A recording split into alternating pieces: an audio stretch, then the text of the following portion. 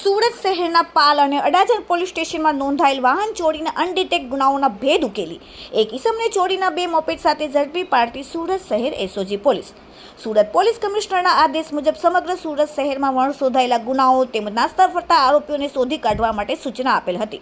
જે સૂચનાને અનુસંધાને સુરત શહેરમાં એસઓજીના માણસો પેટ્રોલિંગમાં હતા. તે દરમિયાન ખાનગી બાતમીના આધારે સુરતના અડાજણ કેબલ બ્રિજ નીચે પાર્કિંગમાંથી આરોપી અક્ષય અશોકભાઈ રાઠોડ રહેવાસી વિદ્યાકુંજ સ્કૂલની પાછળ અડાજણ સુરતવાળાને ઝડપી પાડી તેની પાસેથી ચોરીના મળી આવેલ કુલ કિંમત ₹35,000ના 2 એક્ટિવા મોપેડ, જેની પૂછપરછ કરતા તેને જણાવેલ કે આજથી 1 મહિના પહેલા પાલ વિસ્તારમાં લેક ગાર્ડનની બાજુમાં આવેલ ગિરનાર હોટલ પાસેથી તથા આજથી 3 દિવસ પહેલા અડાજણ સ્ટાર બજાર મોલની બાજુમાં આવેલ પાર્કિંગમાંથી એક્ટિવા મોપેડ ડુપ્લિકેટ ચાવી વડે ચાલુ કરી લઈ ગયેલ હોવાની હકીકત જણાવેલ.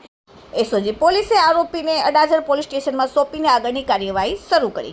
Bureau report, daily India TV, Surat.